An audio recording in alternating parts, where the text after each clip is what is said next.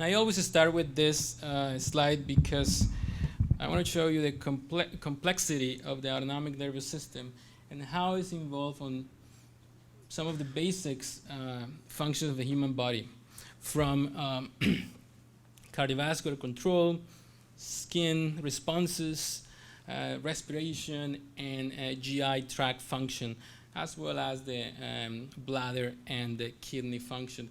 So it responds to stimulations. We have input from the outside world. We have sensors in different areas of the body. And then we have an integration of these responses.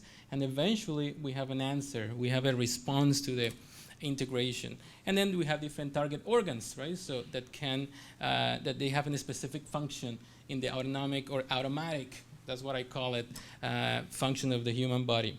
So it has two components, right? So the sympathetic or the activation system and the parasympathetic deactivation system that help to maintain a balance. It's like what we call the yin and yang of the human body. And from my side, which is the cardiovascular perspective, help us to control responses to different external stimulations, and specifically the changes in position. I think Dr. Henderson had this slide, this picture in his presentation.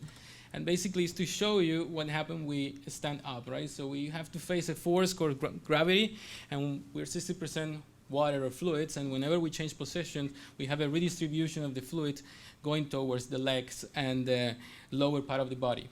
So we need to compensate. We sense these changes, and we have a response to the venous pooling, which is basically we activate certain baroreceptors in the heart, in the cardiac arteries, and in that way, we're able to respond, increasing the blood pressure, and increase the heart rate. In that way, we're able to maintain the blood flow in the reticular activation system, which is the center of the consciousness in our brain.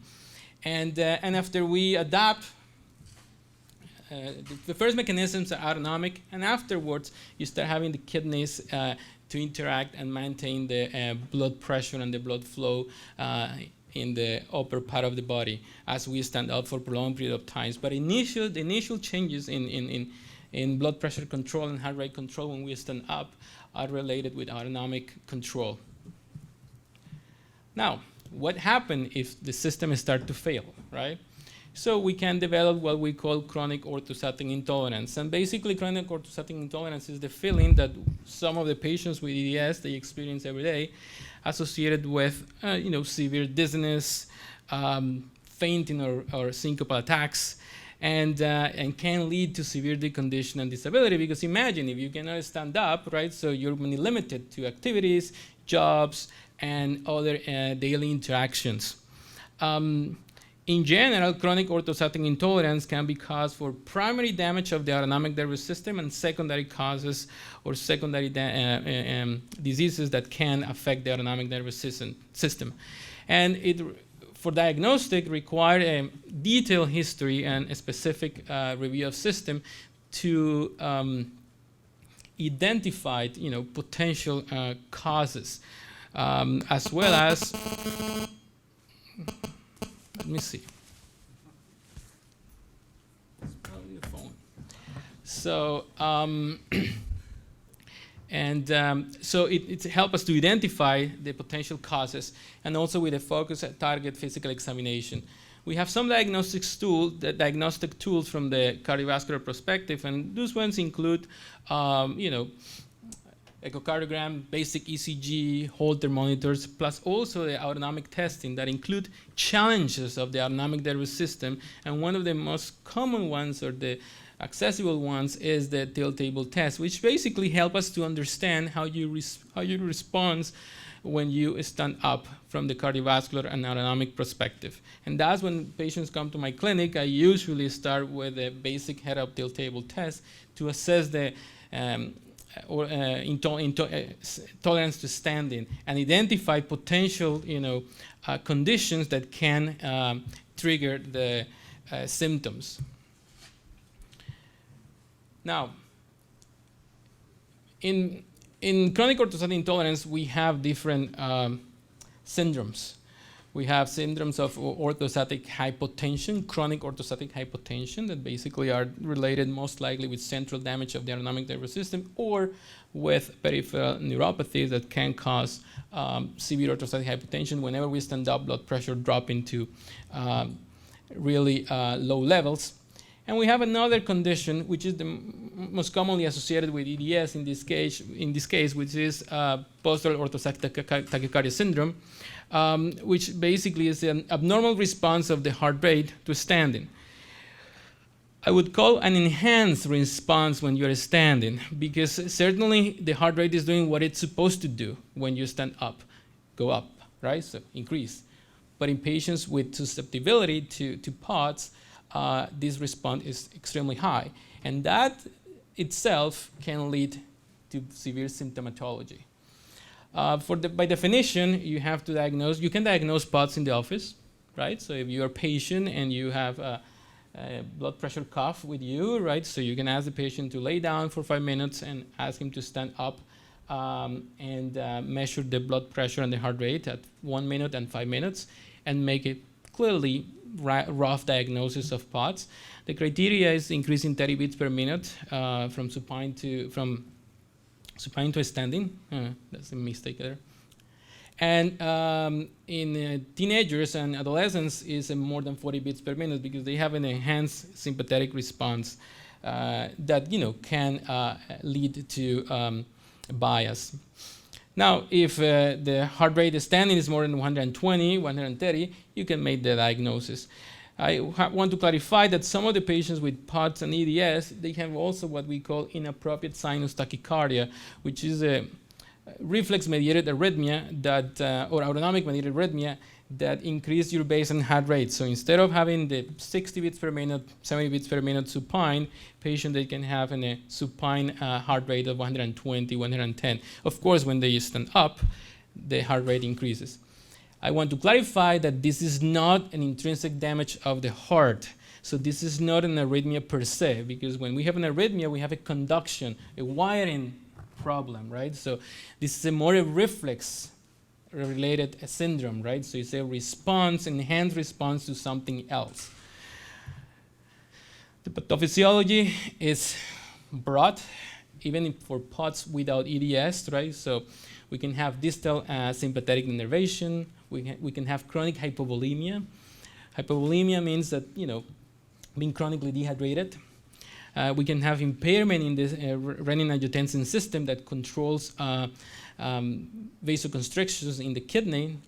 We can have abnormal venous return functions, so venous pooling. And I think EDS is one of the cases that we can have this response because, as the skin is hyperextensible, I'm pretty sure that the blood vessels also they have this susceptibility to hyperextend. And that's how we have this venous pooling. We also have complex associated conditions in which we can include baroreflex impairment, damage of the baroreceptors, and the integration of the nervous system. And also we can have common diseases such as diabetes that can lead to postural orthostatic tachycardia. But at the end, what we're dealing with is, regardless of the pathophysiology underlying condition, we have increased sympathetic activity as the final common pathway in POTS patients. Now, how we start looking at patients with POTS and EDS?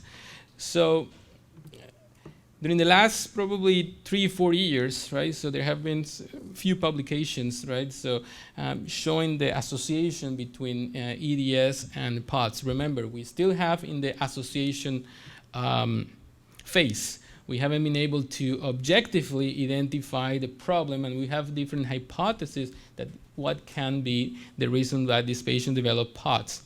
But now we have substantial, coming evidence that tell us where things can be going. And I want to raise the importance of the multidisciplinary approach, because it's not only the cardiovascular part of those patients, it's also the other associated symptoms that the patient have developed and how they can interact between each other.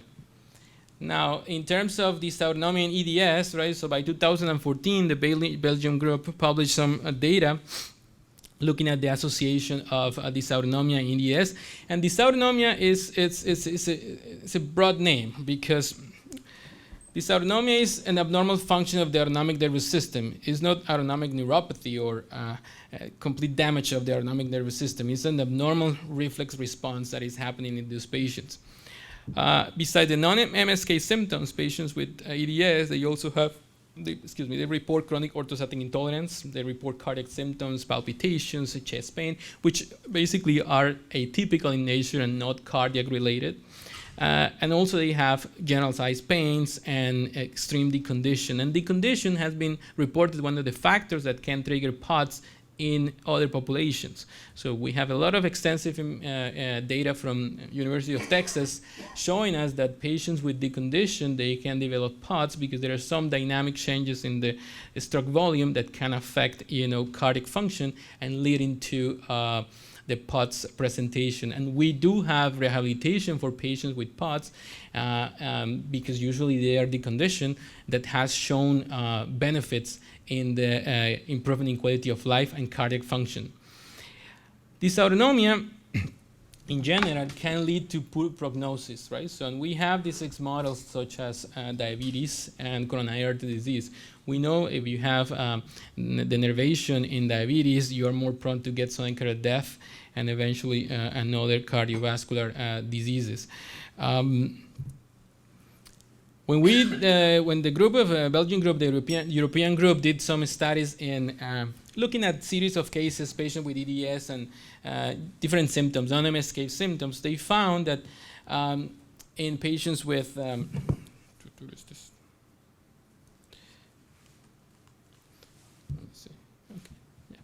So this is, they compared classic EDS, joint hyperammonary syndrome, with the controls, and they found out that orthostatic intolerance was one of the most prevalent symptoms in this population.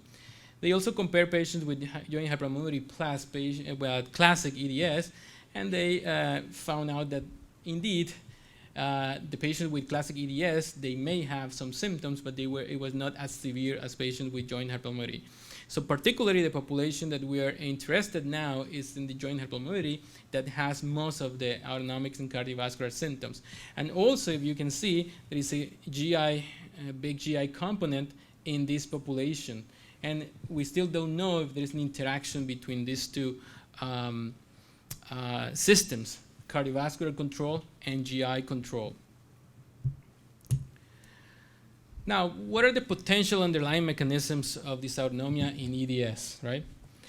Some of the studies that they have done doing autonomic function in patients with EDS show that there could be a resting sympathetic overactivity with decreased sympathetic reactivity to stimulation. So these patients, they have an increased overdrive, and what happens is that they don't respond appropriately to different stimulation from the external world. They also can have an increased blood vessel distensibility leading to venous pooling during the standing. We suspect the use of narcotics and vasoactive medication in this population has an impact also in the cardiovascular manifestations of patients with EDS and POTS. Also associated conditions including depression, decondition, and pain-induced sympathetic arousal. And there are complex autonomic disorders associated with reflex sympathetic dystrophy that can lead to chronic pain and autonomic symptoms. Now, 41% of patients with POTS and EDS, they have evidence of orthostatic tachycardia during tilt. Dr. Rowe, who works in Johns Hopkins and has been here in this conference in the past, correlate this data very well, and almost 70% of 74% of these patients, they report orthostatic intolerance in the tilt table test. And they also reported objective assessment of the quality of life, and there was a substantial impairment in that. And EDS maybe is a predictor, maybe or might be a predictor of POTS in the general populations. We still don't know. We need the data to confirm that. This is what happened during the tilt table tests. Basically, oops, what is this? This is the supine, the baseline. This is comparing controls and EDS. The EDS patients are the blue ones, So when you stand up, the heart rate of the patients with EDS goes up, right? So while the controls, they stay normal. We have changes in the blood pressure and the stroke volume, which are reflex mediated. But the strongest response happened in the heart rate of those patients. Now, vascular and vascular-like subtypes of EDS were not associated with POTS of orthostatic intolerance. There might be some additional underlying mechanism of POTS caused by the change in connective tissue from EDS. We still don't know. But that's something that we need to investigate, and doing the research we'll be able to make those connections.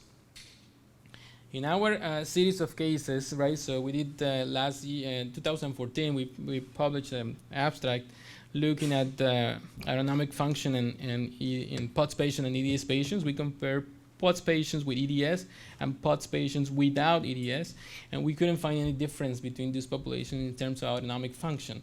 So, and I just want to clarify that POTS in general, the pathophysiology is broad. So I believe, my guess is that in EDS and POTS, there is also different mechanisms that can trigger the symptomatology. So what I'm saying is that every patient could be different, right? So, and unfortunately, we don't have a way to characterize this population yet.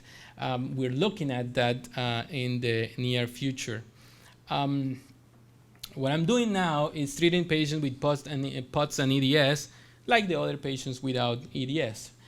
POTS alone, and I have seen different responses, right? So one is improvement. The patients, they respond to fluid, salt, and some of the medication that I use to treat EDS. Then I have some patients with extreme side effects to those medications, more than usually reported. And then we have patients that there is no response at all of those medications, which are also associated in those cases with more complex autonomic responses involving different 1 or 2 or 3 systems, right? So, and that's when I will start thinking about other possibilities, such as centrally mediated autonomic disorders or some sort of autoimmune diseases.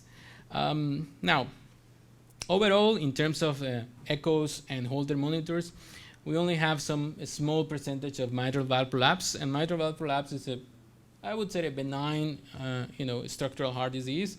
It's basically a small leaky valve that doesn't have any significant, impact in the overall cardiovascular health.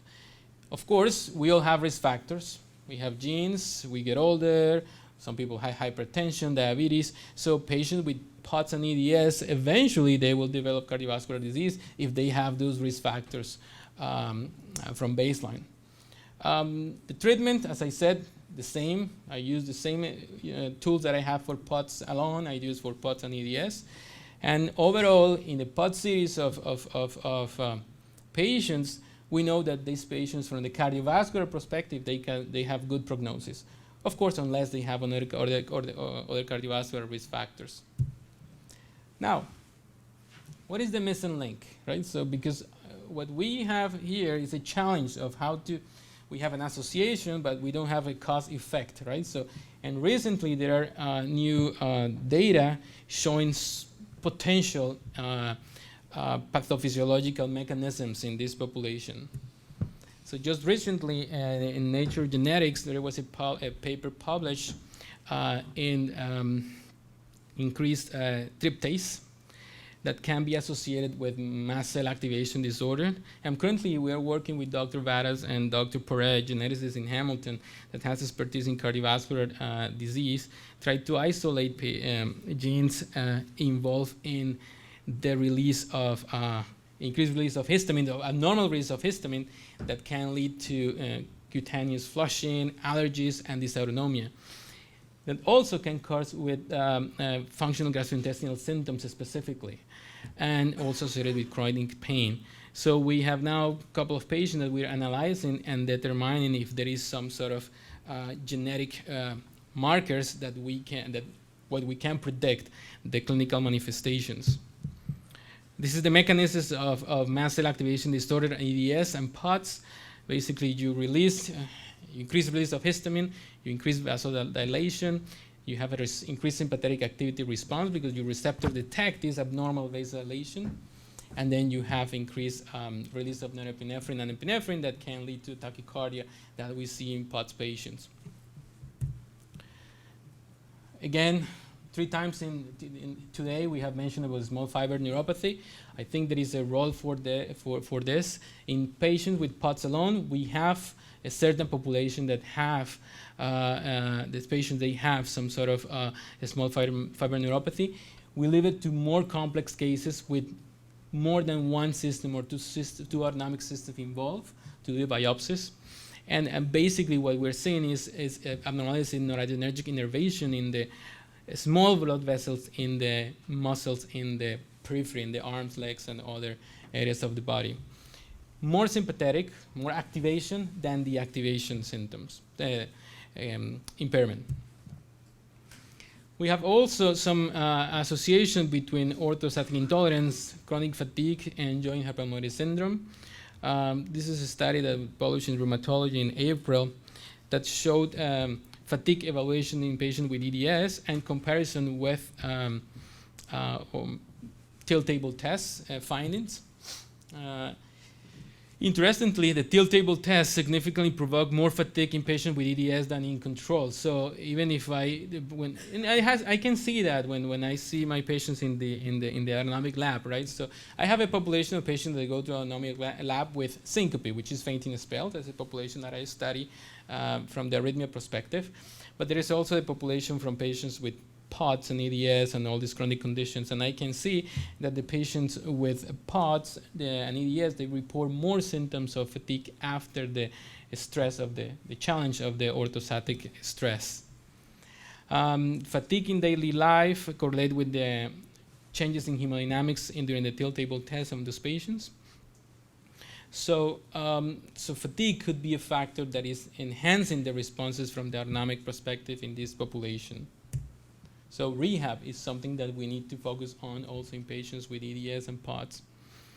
Now, most recently, in POTS alone, we have come up with some hypotheses looking at some sort of antibody reaction or autoimmune disorder that can lead to POTS and associated orthostatic intolerance.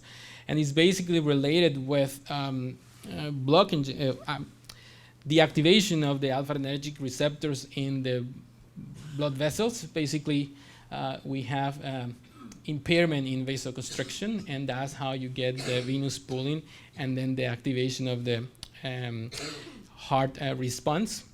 And also, you can have an enhanced, these antibodies, they can also be not only blockers, but also stimulants, right? So they can stimulate the receptors in the heart and then produce the tachycardia. So we are now in Hamilton with the University of Calgary going to start doing a study looking at receptors of antibodies in patients with POTS and see if we can identify a pattern of phenotype, genetics, and also autonomic changes.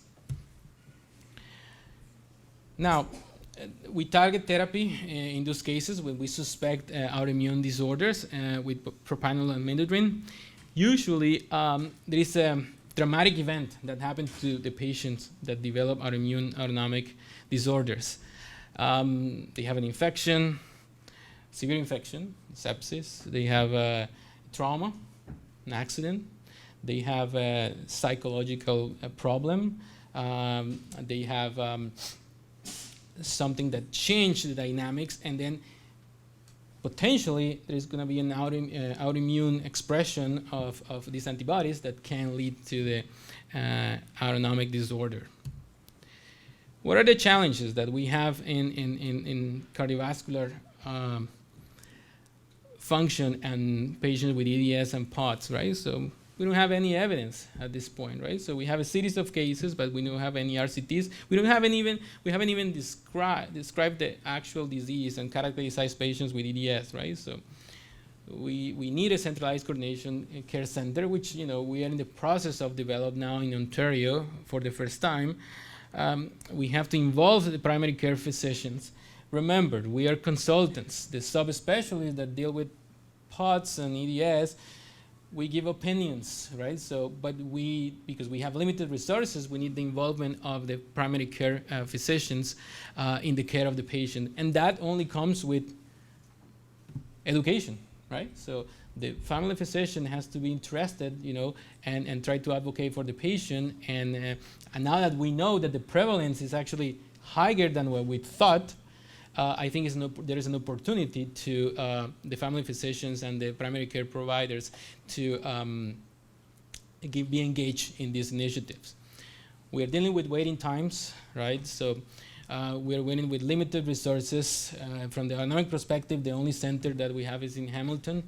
We're trying to expand these things to Toronto, but it's going to take years to get that developed.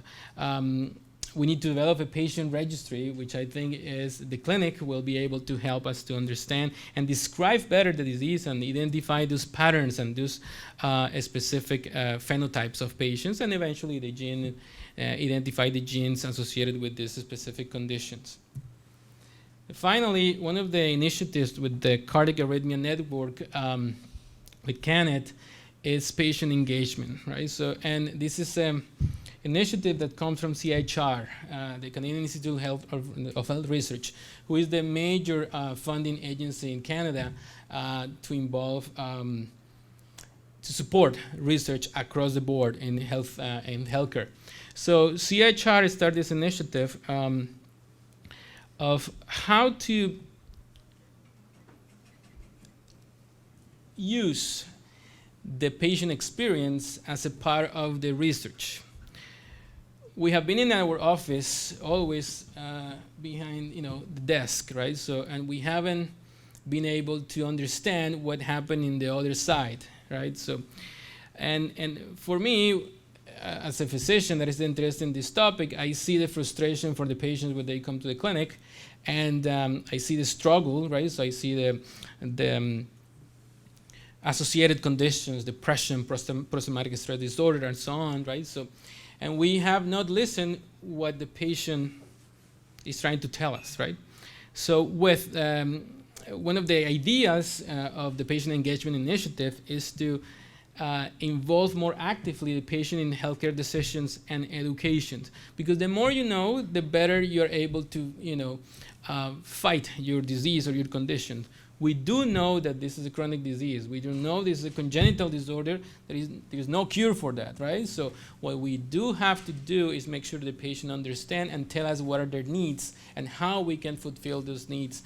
And also that's open up an area of research that hasn't been explored until now in the States and in Canada. We are now concentrating that as a part of the new research. When you apply for a new research initiative or grants, you will be asked to have a patient engagement component in order to involve patients and make sure that we understand what are the journeys and what are the questions that they can add to the research that we are doing.